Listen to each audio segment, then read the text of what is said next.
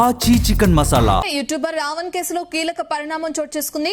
ప్రశ్న Joseph alias Raavan కేసుకు సంబంధించి యూట్యూబ్ ఛానల్ యాంకర్ గమన, వైసీపీ నేత ఉమామహేశ్వర నాయుడి సోదరుడు ఇంద్రసేన చౌదరిని పోలీసులు విచారిస్తున్నారు. గన్నవరం డీఎస్పీ కార్యాలయంలో ఈ విచారణ కొనసాగించింది. ఇక ప్రశ్న రావణ్ తో వారికి ఉన్న సంబంధాలపై ఆరా తీస్తున్నట్లు తెలుస్తుంది.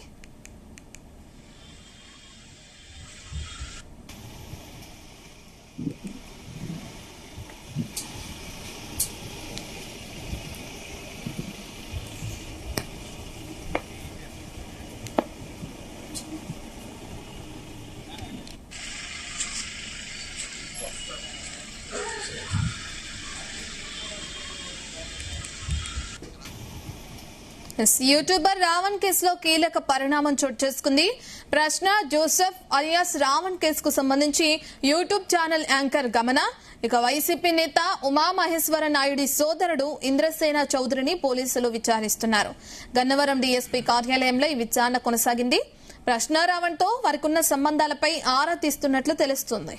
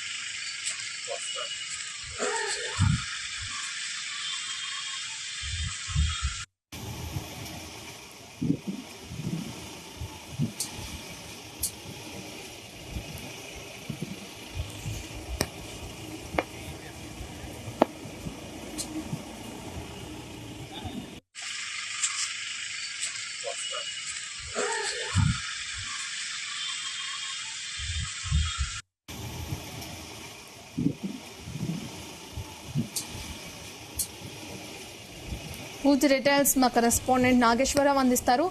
నాగేశ్వరరావు, ప్రశ్న రావణ్ కేసులో ఒక ఇద్దరిని పిలిచి ఇప్పటికే విచారిస్తున్నట్లు తెలుస్తుంది. అయితే అటు యాంకర్ గమనకు సంబంధించి గానీ లేదంటే వేరే వ్యక్తికి సంబంధించిన డీటెయిల్స్ ఏ విధంగా ఉన్నాయి? వాళ్ళ దగ్గర నుంచి పోలీసులు ఎటువంటి సమాచారాన్ని సేకరిస్తున్నారు?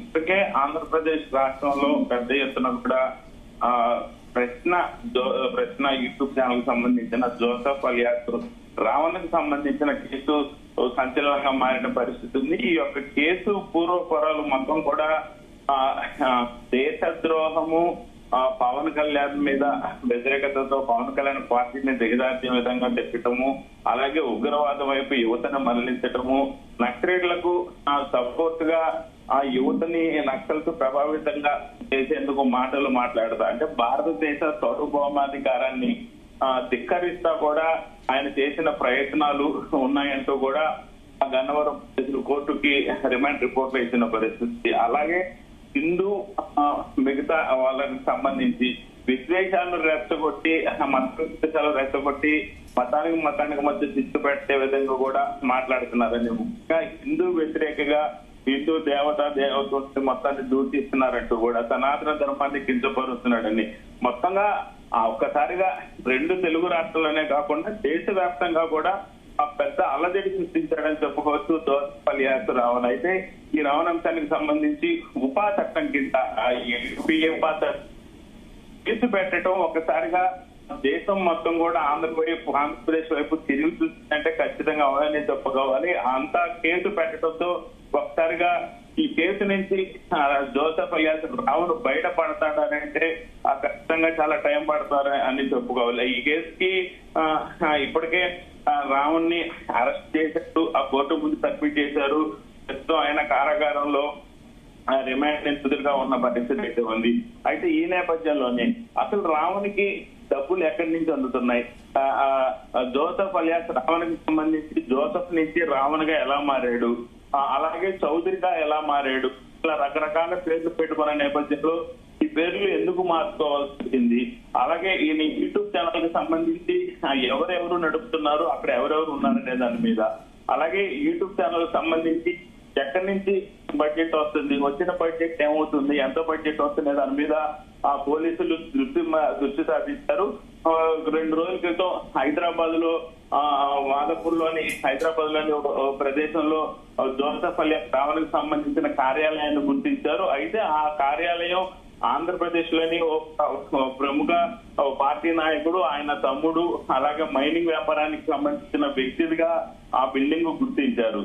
అయితే ఆ బిల్డింగ్ లో రావణ్ పెట్టుకోవడానికి ఎలా అనుమతించారు, ఎందుకు అనుమతించారు, అనుమతి చేయాల్సిన అవసరం వచ్చింది అని ఆయన్ని కొద్దిసేపు క్రితం గన్నవరం పోలీసులు మన హైదరాబాద్ వెళ్ళిన సమయంలో నోటీసులు అందించి వచ్చారు. అయితే నేడు ఆ మైనింగ్ వ్యాపారిని, అలాగే ఏదైతే ఆ రావణ్ వెనకాల ప్రధానంగా నడిపిస్తున్న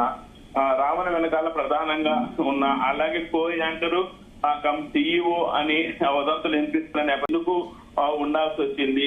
దీంట్లో ఆ పెట్టుబడికి జీతాలకు కానీ, పెట్టుబడులకు కానీ, అద్దెలకు కానీ, ఆ ఖర్చులకు కానీ సంబంధించి ఎలాగా నడిపిస్తున్నారని ఆ గమన్ అనే మహిళా యాంకర్ గా ఈవోని, అలాగే వైసీపీ నేత ఉమామహేశ్వర నాయుడు దగ్గర బంధువైన ఇంద్రసేన నాయుడిని ఆ పోలీసులు పిలిచారు. ప్రస్తుతం ఇరువురు కూడా ఆ గన్నవరంలోని DSP కార్యాలయానికి చేరుకున్నారు. గన్నవరం DSP కార్యాలయంలో ఇద్దరిని గత 3 గంటలుగా కూడా విచారిస్తా ఉన్నారు.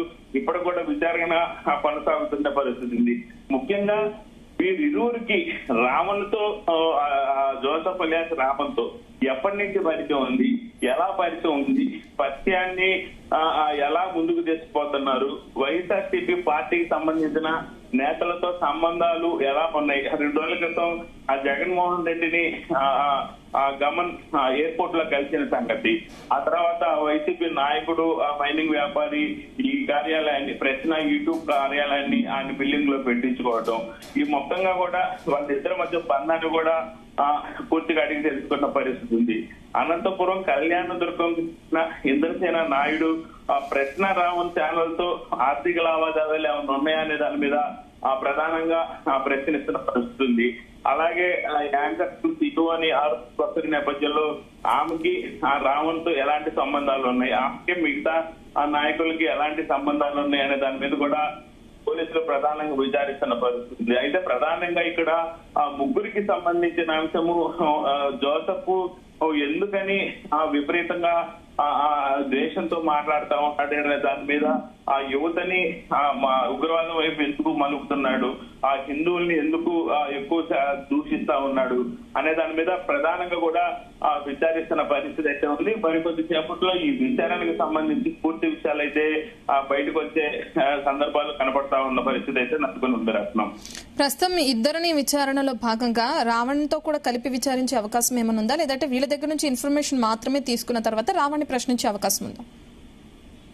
ప్రస్తుతానికి ఏదైతే యూట్యూబ్ ఛానల్ కో యాంకర్ గా, అలాగే CEO గా వ్యవహరిస్తున్న గమన్, అలాగే హిందువుల మీద వ్యతిరేకతతో, దేశం మీద వ్యతిరేకతతో యువతని తీవ్రవాదం వైపు మళ్లించే విషయం మీద శ్రావణ్ గాని, అలాగే ఇంద్రసేన నాయుడు గాని, వీళ్ళందరూ కూడా కొంతమేరకు ఈ కేసులో ఇరుక్కున్నారా, ఇరుక్కోబోతున్నారా అనే దాని మీద విచారణ అయితే వచ్చింది. ఈ విచారణ ప్రస్తుతం వీరిద్దరితోనే నడుస్తున్న పరిస్థితి. రాబోయే రోజుల్లో మరికొంతమంది ఈ విచారణలో పాల్గొనే సందర్భాలు ఖచ్చితంగా వస్తాయనే చెప్తున్నారు. మరికొంతమందిని పోలీసులు ఈ విచారణకు పిలిచే పరిస్థితి. అయితే వీరందరినీ పిలిచిన తర్వాత ఇప్పటికే రావణ్ని పోలీస్ కస్టడీకి అడిగిన పరిస్థితి అయితే ఉంది. పోలీస్ కస్టడీకి ఇంకా ఇవ్వని పరిస్థితి, వాదనలు జరుగుతున్న పరిస్థితి. అయితే వాదనలు అయిపోయిన తర్వాత జోసెఫ్ అలియాస్ రావణ్ని పోలీస్ కస్టడీకి ఇచ్చే పరిస్థితి. ఆ తర్వాత వీరందరినీ విచారించిన తర్వాత జోసెఫ్ అలియాస్ రావణ్ని పిలిచి విచారిస్తారు. కాబట్టి మరికొంతమంది వీరిద్దరి తర్వాత మరికొంతమందికి నోటీసులు అందబోతున్నాయన్న పెద్ద ఎత్తున ఆంధ్రప్రదేశ్ సోషల్ మీడియాలో సమాచారం అందుకున్న పరిస్థితి, ప్రజలు పంచుకున్న పరిస్థితి ఉంది. కాబట్టి వీళ్ళిద్దరిది అయిపోయిన తర్వాత రావణ్ ని కస్టడీకి ఇస్తే రావణ్ విచారిస్తారు. అందరినీ ఎదురెదురుగా పెట్టి విచారించేందుకు ఆ కోర్టు అనుమతి తీసుకొని విచారించే అవకాశాలు కూడా కనపడుతున్న పరిస్థితి ఉంది. అయితే మరికొంతమందిని విచారించిన తర్వాత ఆ కస్టడీకి తీసుకునే పరిస్థితులు కూడా మనకు కనపడతా ఉన్న పరిస్థితి ఉంది. రత్నం, అంటే ఎందుకో విచారిస్తున్నారు అనుకోవచ్చు. ఎప్పటి నుంచి రావణ్తో వీళ్ళకి సంబంధాలు ఉన్నాయి? అంటే వ్యాఖ్యలు చేయకముందు నుంచే వీళ్ళకి సంబంధాలు ఉన్నాయా, లేదంటే వ్యాఖ్యలు చేసిన తర్వాత అతనికి సపోర్ట్ గా వీళ్ళిద్దరు ఉన్నారని చెప్పి విచారిస్తున్నారా? జోసెఫ్ ని ఆంధ్రప్రదేశ్ పోలీసులు అదుపులోకి తీసుకున్న తర్వాత ప్రధానంగా పలువురు జోసెఫ్ మీద కేసులు పెట్టిన పరిస్థితి.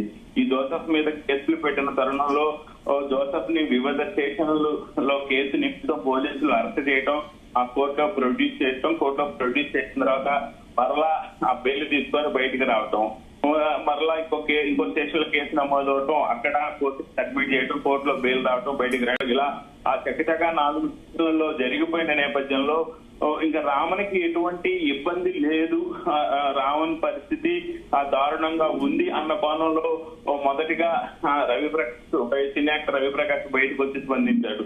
సినీ యాక్టర్ రవిప్రకాష్ తర్వాత గమన్ మీడియా సమావేశంలో పెద్ద ఎత్తున మాట్లాడిన పరిస్థితి ఉంది. అలాగే ఆ సెల్ఫీ వీడియో తీసి మీడియాకి రిలీజ్ చేసిన పరిస్థితి ఉంది.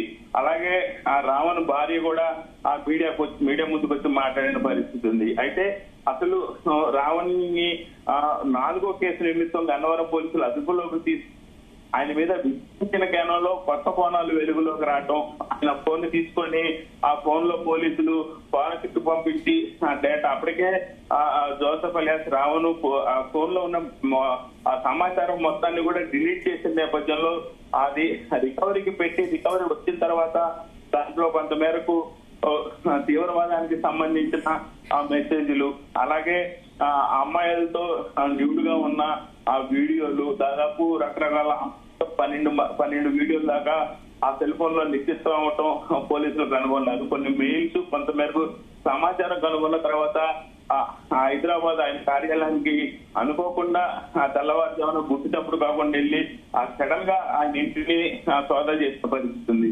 తర్వాత ఆయన యూట్యూబ్ ప్రశ్న కార్యాలయానికి వెళ్ళి అక్కడ సెర్చ్ చేసిన పరిస్థితి ఉంది. అయితే అక్కడ కొన్ని డాక్యుమెంట్లు, కీలక సమాచారాన్ని వాళ్ళు సేకరించిన తర్వాత కేసులో మరింత లోతుకుపోయేందుకు కొన్ని సాక్ష్యాలు దొరికిన నేపథ్యంలో ప్రధానంగా ఈ కో యాంకర్ గా ఉన్నారు, అలాగే CEO గా ఉన్నారు, ఆయన దగ్గరే జోసెఫ్ అలియాస్ పనిచేస్తున్నాడు అనే వదంతులు వినిపించిన తర్వాత ఇద్దరు కలిసి పనిచేస్తున్నారా, ఈ ఛానల్ కి సంబంధించి ఓనర్ ఎవరు, ఆ CEO ఎవరు, ఈ ఛానల్ కి సంబంధించిన ఫండింగ్ ఎలా వస్తుంది, ఈ ఛానల్ ప్రశ్న యూట్యూబ్ ఛానల్ కి సంబంధించి ఆ ఎంప్లాయ్ ఎవరు, ఓనర్ ఎవరు, ఆర్థిక పరిస్థితి ఏంటి, ప్రధానంగా బయటికి రాగాల్సిన అవసరం నేపథ్యంలో గమన్ ని పిలిచిన పరిస్థితి ఉంది. ఆ గమన్ ని ఆ కోణంలో విచారిస్తున్నట్లు కూడా మనకు కొంత తెలుస్తున్న పరిస్థితి ఉంది. అలాగే ముఖ్యంగా వైసీపీ నాయకుడు ఇంద్రసేన నాయుడు, ఎవరైతే ఉమామహేశ్వర నాయుడు దగ్గర బంధువైన ఇంద్రసేన నాయుడికి పోలీసులు నోటీసులు ఇచ్చారు. ఆయన కూడా ప్రజలు విచారణలో ఉన్నారు. ఆయన ఆఫీస్ కార్యాలయంలో ప్రశ్న యూట్యూబ్ ఛానల్ ఎందుకుంది, ప్రశ్న యూట్యూబ్ ఛానల్ ఎలా నడుపుతున్నారు, అలా నడపడానికి ఆ ఫండింగ్, అలాగే ఎక్విప్మెంట్, వివిధ పరికరాలు పెట్టుకోవడానికి ఇంద్రసేన నాయుడే ఇస్తున్నాడు ఆ ఫండింగ్, లేకపోతే ఇది ఇరువురికి కూడా సపోర్ట్ ఇంద్రసేన నాయుడేనా, ఈ ఛానల్లో ఎలాంటి కంటెంట్ పెడుతున్నామని మీరు చెప్పారు. ఈ వెరసి ఈ ప్రశ్నలన్నింటి కూడా పోలీసులు ఖచ్చితంగా సమాధానం కావాలి. వాళ్ళు కోర్టుకి ఈ యొక్క సమాధానాలు మొత్తాన్ని తెలియపరచాలి. ఆ ఉపా చట్టం జోసెఫ్ అలియాస్ రావణ్ మీద పెట్టిన నేపథ్యంలో దానికి తగ్గ సాక్ష్యాలు కూడా సబ్మిట్ చేయాలి. దానికి సహకరించిన వాళ్ళు ఎవరనేది కోర్టుకి సబ్మిట్ చేయాలి, ఆ ప్రభుత్వానికి తెలియపరచాలి. కాబట్టి ఈ విచారణ అయిపోయిన అనంతరం కూడా పోలీసులకి కొంత క్లారిటీగా క్లుప్తమైన సమాచారం వచ్చింది అని కొంతవరకు పోలీసులు ఆశిస్తున్న నేపథ్యంలో మరికొద్ది సేపట్లో ముగించిన ఈ విచారణని ఏమని చెప్తారో పోలీసులు అందరూ కూడా ఆతృతతో ఎదురు చూస్తున్న పరిస్థితి అయితే నెలకొని ఉంది. Ratnam. Okay, thank you Nageswara.